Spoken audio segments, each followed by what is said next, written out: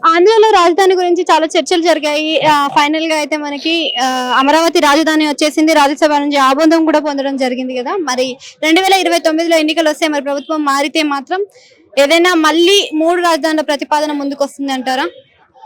అంటే కొన్ని నాకైతే ఇంకో 10 ఏళ్ల వరకు కూటమి ప్రభుత్వం నడుస్తుంది అనిపిస్తుంది. ఎందుకంటే మెయిన్ దానికి రీజన్ పవన్ కళ్యాణ్ గారు. ఎందుకంటే ఆయన చేసే పనులు కావచ్చు, లేదంటే విలేజ్ లో రోడ్లు వేయడం కావచ్చు, విలేజ్ లో పొలాలు ఇవ్వడం కావచ్చు, లేదంటే కరెంట్ లేని వరకు కరెంట్ ఇవ్వడం కానీ, ముఖ్యంగా ఆ ఏజెన్సీ ఏరియాల కంటే అడ్డదేగలు, లేదంటే మనకి అటు మారేడుపల్లి అంటే మీకు అర్థమవుతుంది. మారేడుపల్లి సైడ్ కేడీపేట, లేదంటే కే ధర్మవరం, లేదా కృష్ణదేవరపేట, ఇవన్నీ కూడా ఆయన రోడ్లు, లైట్స్ అన్ని కూడా వేస్తున్నారు. కొన్ని భూములు లేని వాళ్ళకి భూములు కూడా ఇస్తున్నాడు.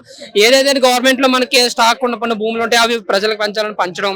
నాకైతే ఇంకో 10-15 వరకు కూటమి ప్రభుత్వం ఉంటుంది అనిపిస్తుంది. కాబట్టి ఇంక ఈ మధ్య ఏదో మావి గాని అని చెప్పేసి ఒక్కొక్క అక్షరం నుంచి ఒక్కొక్క పేరు తీసారు. అది తప్పు కాదు, నేను కాదంటలేదు.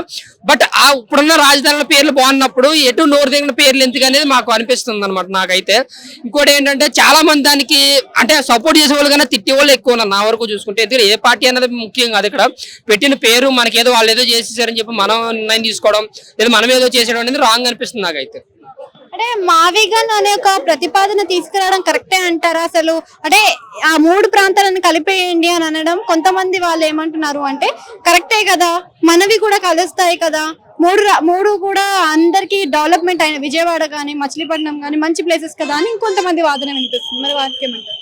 డెవలప్మెంట్ అనేది ఆంధ్ర అనేది ఒకటే కదండి, ఒకటే సీఎం ఉంటే డెవలప్మెంట్ జరుగుతుంది. కాదు చంద్రబాబు నాయుడు ఉంటే ఆ డెవలప్మెంట్ ఇంకా బిగ్ జరుగుతుంది.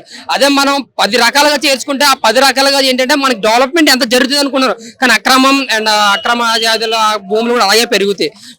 మన గత ప్రభుత్వంలో చూసాం పెద్దగా ఏమీ జరగలేదు. ఈ ప్రభుత్వం వచ్చి 3 years అయినా సరే ఎన్ని చేశారో, ఎన్ని చూసారో, ఎన్ని రాజధాని అంటే ఎన్ని మనకి పర్మిషన్లు వచ్చినాయి, ఎంత డెవలప్మెంట్ అనేది కల్లారా చూపిస్తున్నారు.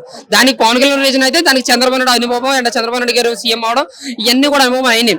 వాళ్ళు ఏదో చేశారని జస్ట్ వాళ్ళ మీద ఖచ్చితంగా చేయడమే కానీ నా వరకు చూసుకుంటే అది ఒక ఆలోచనతోనో లేదంటే ఒక ఎమోషన్ తోనో వచ్చింది కాదు. అదే చేయాలని కూడా గత ప్రభుత్వంలో కనీసం ఇప్పుడున్న డెవలప్మెంట్ కన్నా కొంచెం సగమైన చేసి చూపిద్దరు. నాకైతే జస్ట్ వాళ్ళ మీద కోపంతో చేసిన